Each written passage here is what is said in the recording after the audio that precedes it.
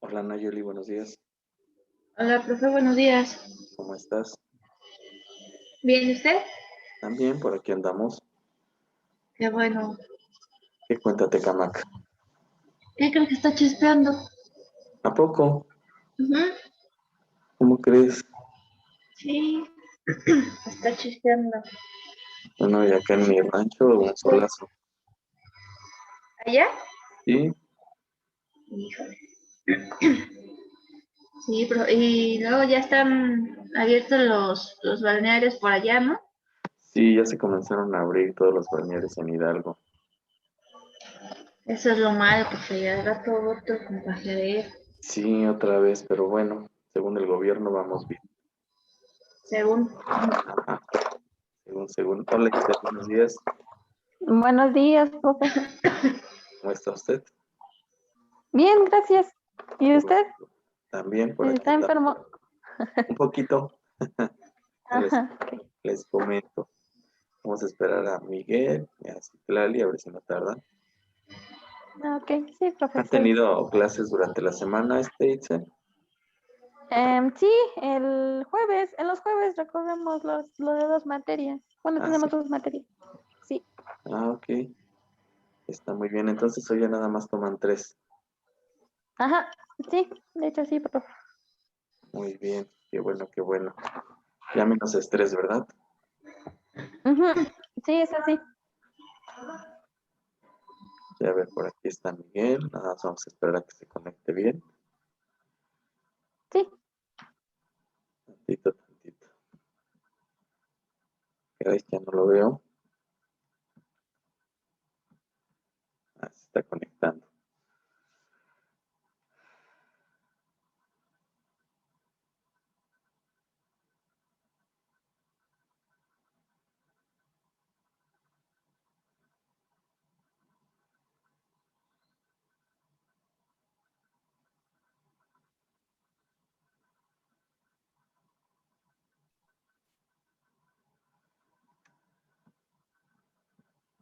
Hola Miguel, ¿cómo estás? ¿Qué tal, profe? ¿Cómo te va? Bien, bien. Qué bueno, qué bueno. Sí, Muy bien. Pues bueno, vamos a comenzar entonces la sesión. sí, En profe. lo que se conecta Citlali. Bueno, por ahí vemos Ujú. los uniformes. Recuerden, por ahí Itzel. Recuerden que tienen que estar con su uniforme para que no les vayan a bajar puntitos posteriormente, ¿eh? Bueno, eh, antes que nada, una disculpa, hace 8 días se nos fue la luz por acá y me quedé sin internet, sin señal, sin nada, entonces ni cómo poderles dar la clase, con trabajo les pude enviar un mensajito para poderles avisar, y como no se restableció, pues desafortunadamente no pude conectarme a la sesión. Les mandé por ahí el material, ojalá espero lo hayan leído, ahorita lo vamos a retomar un poquito, aparte de sus investigaciones. Y bueno, también por ahí me había tardado bastante en revisarles sus tareas, sus trabajos, una disculpa también enorme. Eh, Llevo 15 días en una situación un poquito complicada en la familia. Ustedes hoy me pueden ver con la mascarilla, es porque desafortunadamente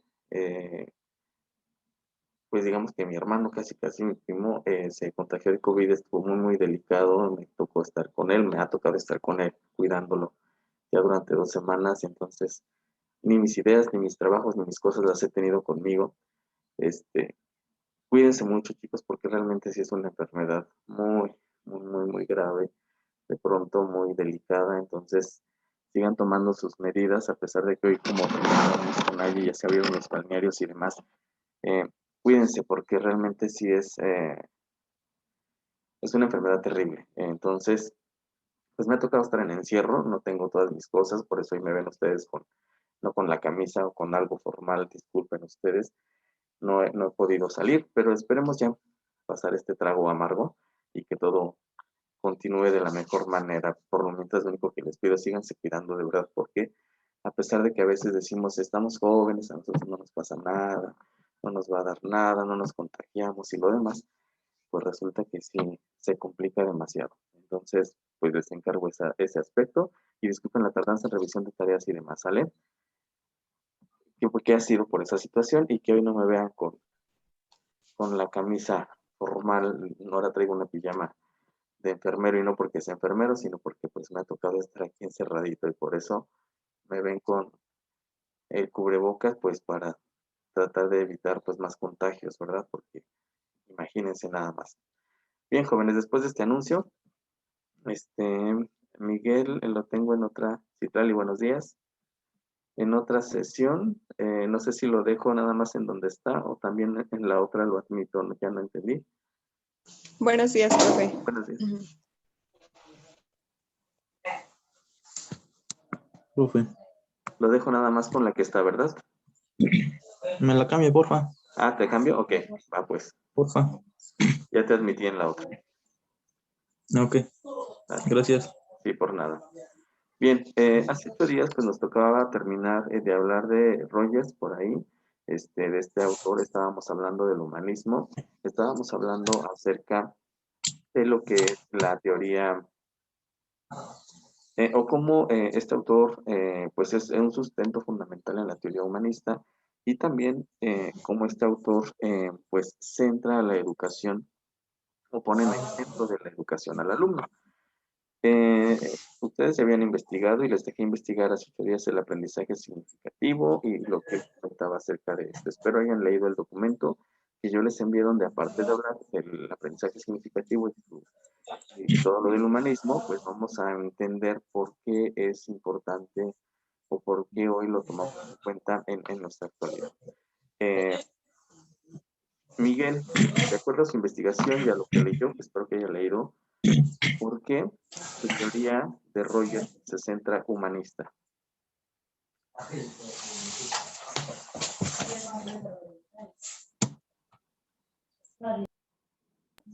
¿Cómo, profe? ¿Por qué la teoría de Rogers es humanista? Porque hablamos que Carlos Rogers es una teoría totalmente centrada en el individuo. Bueno, porque él, bueno, se enfoca todo lo de la infancia, todo lo que es, bueno, los procesos, que también sobre su alrededor se podría decir, como todos seres humanos, pues vamos teniendo diferentes etapas y pues él es también es de las teorías más, como eres, es más recientes también, sus teorías. Y por eso, pues, entre más reciente, pues son más investigaciones, pues más, adecuadas para el niño. Ok.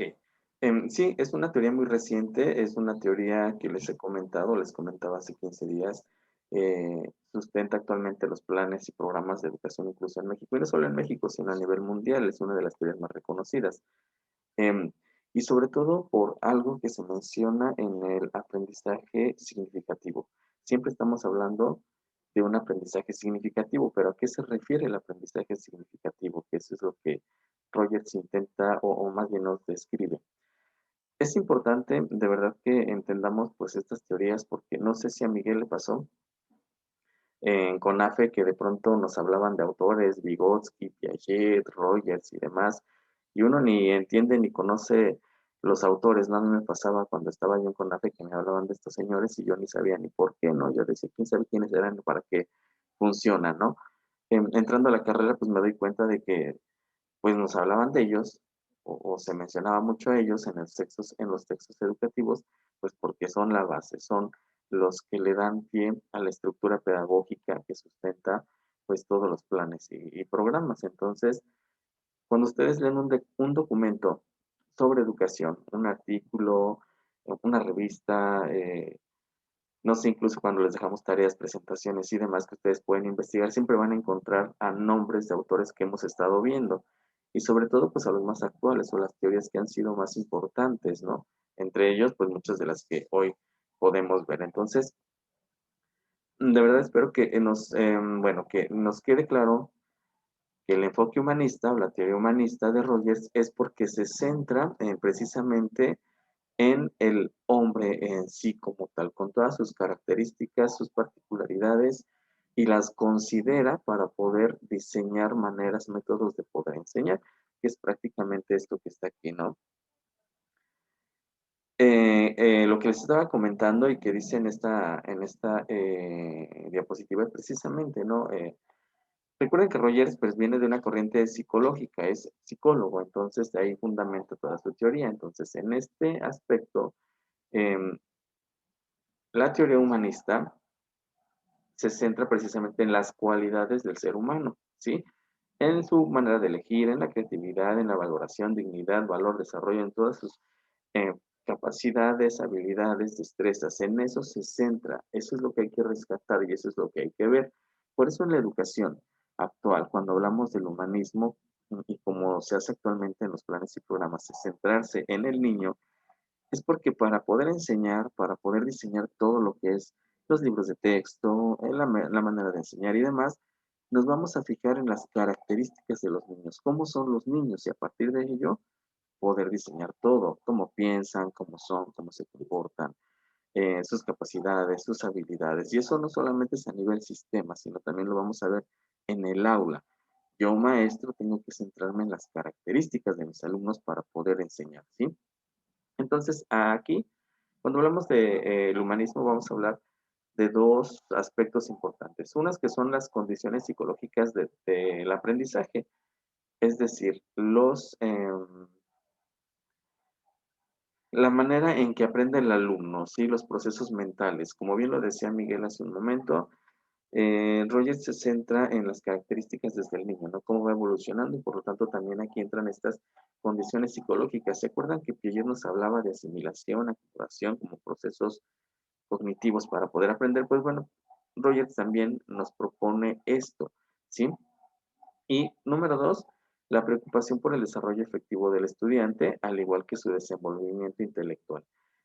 Aquí se nos habla pues de una educación integral y sobre todo Rogers marca mucho el aspecto que tienen las emociones a la hora de aprender. Una educación, pues que se basa también en las emociones. Sí, no sé si leyeron la presentación, pero habla mucho de esto. Retomar cómo las emociones influyen en la manera en que el alumno aprende. Ajá. Y eso es lo que a lo mejor la escuela tradicional no tomaba en cuenta. A la escuela tradicional no le importaba si el niño iba enojado, triste, si había comido, si lo habían regañado, si le habían pegado lo demás para poder aprender. Hoy en día se consideran estos aspectos precisamente para retomarlos y tratar de mejorar para que ellos puedan aprender de una mejor manera. Entonces, por eso se centra en lo afectivo y en lo intelectual. O sea, las emociones van ligadas al desarrollo intelectual. Yo creo que les pasa a ustedes también, por ejemplo, hablando de emociones, ¿no?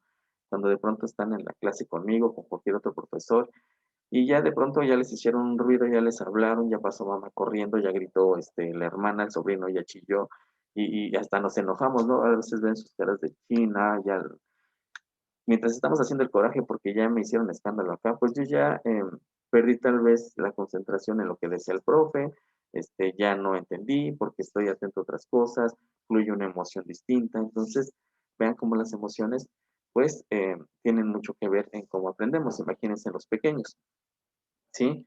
Ahora bien,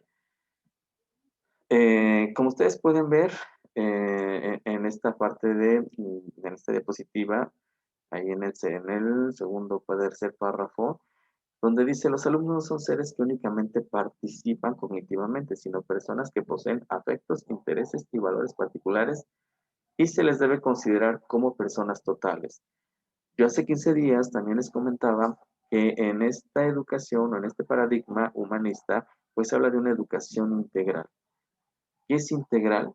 Pues considerar todos los aspectos que tiene el alumno para poder enseñar, y no solamente el cognitivo, sino también el afectivo, el familiar, incluso el económico, todos los aspectos que son parte del alumno, el físico, para poderlos enseñar sus intereses. Sigue siendo un paradigma que sigue tomando en cuenta pues, los intereses del alumno como principal punto de partida. ¿Sí? Entonces, este enfoque humanista, pues realmente o considera o trata de ser un enfoque justo para la enseñanza, ¿sí? Que todos tengan la oportunidad de aprender a pesar de las múltiples diferencias que se tienen. Hoy en día aplicamos otro término que se llama las aulas diversas, no precisamente por toda la diversidad, porque cada alumno es diferente, cada alumno piensa de manera distinta, cada alumno tiene unos sentimientos distintos en determinado momento, cada alumno tiene diferentes intereses, y todo eso, pues en un salón se tiene que manejar y todo eso lo tenemos que hacer para que nuestros alumnos puedan aprender. Entonces, vean, ahora estoy hablando, siempre hablamos de como que de alumnos, alumnos, alumnos. No sé, a lo mejor la mayoría de ustedes se quiere dedicar a la docencia, a lo mejor otros se quieren dedicar a otra cosa ligados a su carrera. Recuerden que pues no estamos en una carrera que es meramente docente, ¿sí? Esta es una licenciatura en educación. Sin embargo, en cualquier ámbito donde haya aprendizaje, estemos hablando tal vez sí de la escuela, a lo mejor Miguel se quiere dedicar a trabajar en una empresa con los cursos de capacitación y demás, también hay aprendizaje. A lo mejor Itzel dice, bueno, yo no quiero ser docente ni quiero trabajar en una empresa, yo quiero a lo mejor trabajar en el DIF municipal. De todas maneras, estando en manejo constante con gente o donde tengamos que estar enseñando, pues siempre vamos a tener que considerar estos aspectos o podemos poner en práctica la teoría humanista y más que se está aplicando en la actualidad, ¿no? Entonces, por eso es que nosotros hablamos mucho de esto. ¿Cuáles son los puntos que toma la teoría humanista? Bueno, pues como ustedes pueden ver, aquí tenemos una serie de incisos que pues refuerzan este punto. Itzel, ¿nos puedes leer los incisos que marca la diapositiva, por favor? Los rasgos que deben tomar el humanista son, inciso A, ser un maestro interesado en el alumno como persona total. Inciso B, procurar estar abierto a nuevas formas de enseñanza. Inciso C, fomentar el espíritu cooperativo. Inciso D, ser auténtico y genuino entre los alumnos. Inciso E, intentar comprender a los alumnos poniéndose en su lugar, empatía y ser sensible a sus percepciones y sentimientos. Inciso F, rechazar las posturas autoritarias y egocéntricas. Inciso G, poner a disposición de los alumnos sus conocimientos y experiencias y que cuando lo requieran puedan contar con ellos. Ok. Hablando de toda la teoría, Itzel, ¿qué nos quiere decir esto? Todos estos los hemos estado hablando durante el transcurso de la mañana, pero en tus palabras, ¿tú qué entiendes del humanismo aplicado por los docentes en las aulas? Pues que hay que ser, ¿cómo se llama? Hay que adaptarnos al alumno, bueno, sí, adaptarnos a sus necesidades de cada uno de ellos Ok. y tratarlos todos y no ser como que, ¿cómo es? Como que no tener favoritismo, sino que a todos tratarlos igual. Todos tratarlos igual. Ok, bueno, eso sí, tienes mucha razón, eso va con parte del humanismo, no distinguir entre los alumnos. Gracias, Itzel. Ajá. Citlali, ¿usted qué entiende por todo esto? Bueno, creo que esto es parte de su terapia y entonces lo que busca como resultado es, bueno, lo que menciona mucho aquí es la autenticidad, la congruencia y más que nada eso. Y como dijo mi compañera, pues tratar al alumno con igual que todos, dándole más importancia para que en sus cosas personales, en lo que transcurre en la vida, es como que aparte de una educación, es como su personalidad. Muy bien, gracias, Citlali. Sí, efectivamente, reconocer las diferentes personalidades que tenemos y cómo integrarlas a la hora de enseñar, ¿no? Miguel, ¿usted qué entendió por todo esto? Es que el maestro, como dijo la compañera, tiene que estar bueno, enfocados al niño, dedicarle tiempo, enseñarle cosas que le van a servir para su vida diaria. Ahí dice que también, dice que también poner a disposición de los alumnos en sus conocimientos y sus experiencias. También dice que él busca formar a los niños para un futuro. Sí, Ya, profe. sí, ok. Efectivamente, bueno, gracias chicos. El docente del aspecto humanista, como ustedes lo acaban de mencionar, debe de integrar todas las diferentes personalidades. Precisamente cada niño tiene diferentes rasgos, diferentes características, y hay que integrarlas al trabajo. Eh, También aquí el ser empático, lo que comentabas un ratito, Miguel, la empatía es ponernos en el zapato del otro, ponernos un ratito en el lugar del otro y tratar de comprender las diferentes situaciones que a veces pasan nuestros alumnos para poder diseñar mejores maneras de trabajar, ¿sí? Entonces, en el humanismo se rechaza totalmente el autoritarismo, es decir, recuerden que todas estas teorías están en contra de la escuela tradicional autoritaria. Aquí, el docente tiene que ser un compañero de trabajo, un guía, una persona que oriente al alumno durante su trabajo y no es el que posee todo el conocimiento. Desde que empezamos a ver a Rousseau, casi todos pues coinciden en ese punto. Y todo lo que sabe el docente, como bien lo decía Miguel, pues debe de servir para ayudar al alumno, no para que el docente se lo guarde, ¿no? Sino para que el alumno pueda crecer y pueda ser mejor y pueda ser una mejor persona más adelante. Y esto tiene que ver mucho con el aprendizaje significativo, los dos tipos de aprendizaje que les dejé. Citlali, sobre todo hablando de aprendizaje significativo, ¿a qué se refiere el aprendizaje significativo, Citlali?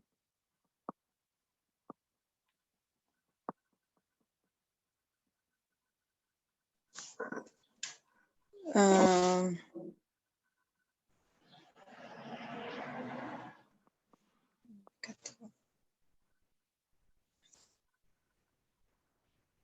se me fue, profe. Ah, ok. Itzel, ¿qué es el aprendizaje significativo?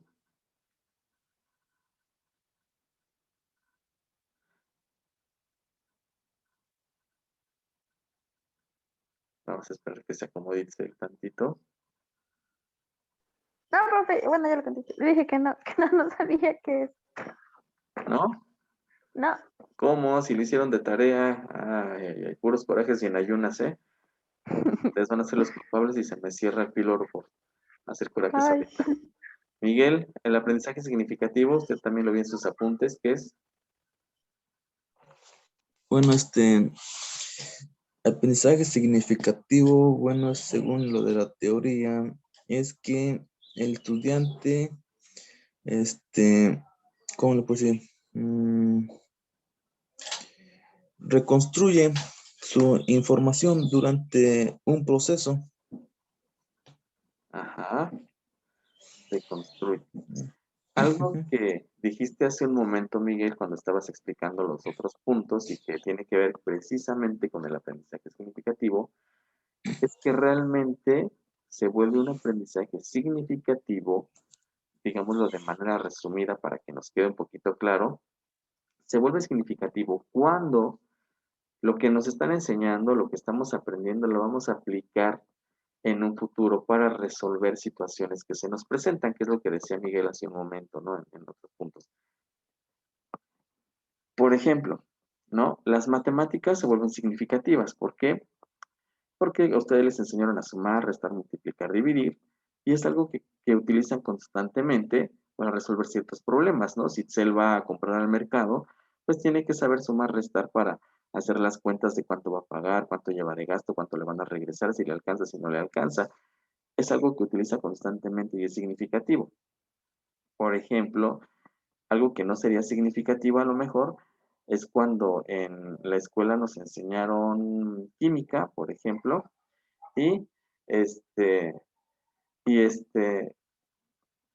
vimos lo que eran enlaces, vimos no sé qué todo esto, y que a lo mejor hoy Citlali, si le pregunto qué son los enlaces, o dime las fórmulas químicas de esto, o dime los elementos, pues ya ni se acuerda ni sabe ni qué, ¿por qué? Porque no se volvió significativo, porque además no le ayuda a resolver nada en sus problemas cotidianos, o sea, cuando va a pedir un refresco a la tienda, pues no le piden, a ver, dime o la fórmula química o dime cuáles son las sustancias que componen a la coca, lo demás, pues eso no se lo piden. Entonces, no es significativo, no nos está ayudando a resolver nada. Aquí se vuelve significativo cuando realmente nos ayuda a resolver problemas, ¿sí? Y que estos se vuelven parte de nuestras experiencias y los aplicamos constantemente.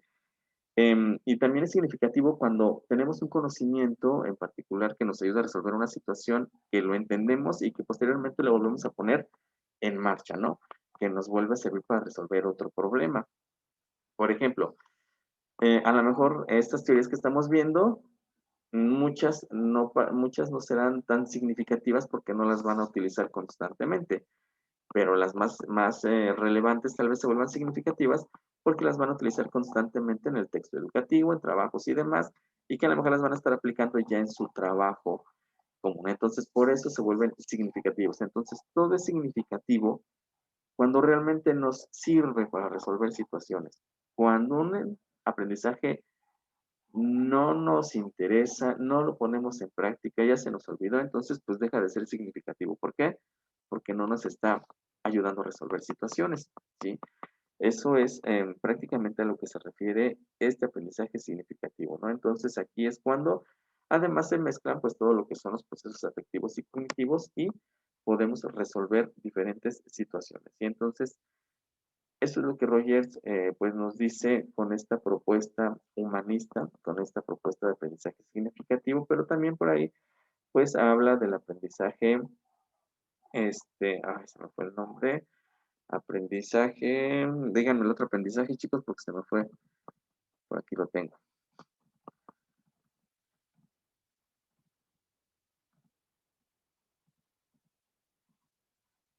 Ok, bien. Bueno, ya de tarea nada de esto de Rogers porque tenemos que pasar a otro autor. Les voy espero que hayan leído la presentación, porque pues todo esto va a venir en su examen, ¿verdad? En su examen final. Entonces, que ustedes puedan leer todos los puntos de lo que es el humanismo, de lo que nos describe Rogers y que él pueda, que ustedes puedan comprender de mejor manera y llevarlo a la práctica. Seguramente también a Rogers lo van a ver ustedes en psicología educativa, o no sé si ya lo vieron, ¿llevan psicología educativa, Miguel?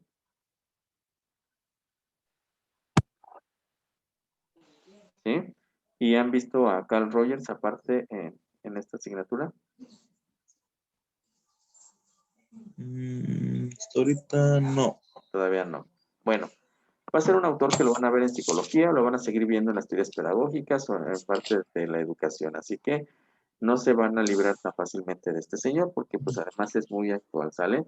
Ok, bueno, ¿alguna duda que tengan referente de acuerdo a lo que investigaron o a lo que acabamos de comentar acerca de Rogers? No, profe. ¿No? Itzel, Citlali, ¿no? Nayeli, No, profe. ok, bien.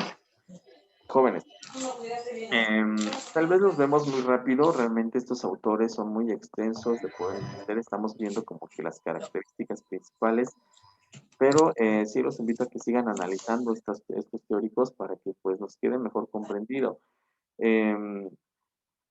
Y sobre todo pues a los que actualmente son más la base de la educación, ¿sí?